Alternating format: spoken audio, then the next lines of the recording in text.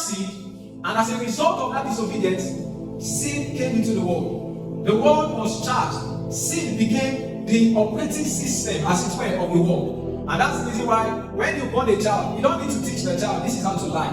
As the child begins to grow in this world, the child, from nowhere, the understanding of how to lie will just come to him.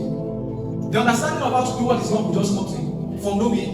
You don't need to take the child to a school and teach the child that this is how, not to steal, don't do this. But what happens is that as he begins to grow, that knowledge begins to catch up with him. Why? Because he's living in a corrupted world. A world that has been corrupted due to the first disobedience of Adam. And that was what Paul was saying in Romans 7, when he said that the things that I want to do, he knows that they are good, but he recognized within himself that he lacked the capacity to do it.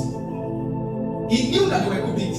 He knew, but he said that the ability to do this thing, when I checked inside of me, I can't find it. Paul was showing us that there was a problem, and it was a big problem. Nobody could solve it. Not even the high priests, not the Jews. Because as at that time, the Jews pride themselves in the fact that they had the laws of God.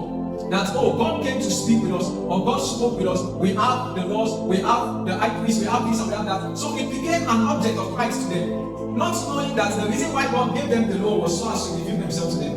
God wanted to show them that you lack the capacity to please you of yourself. No man can please God of his own ability. No man. So it could be that you are at that situation, you are at that point in your life where you said, God, I've tried all that I know to do, and yet this habit is not stopped. I've tried all that I know to do, and yet I'm not making progress. It looks as though sin is catching up with me every day. It looks as though the devil is catching up with me every day.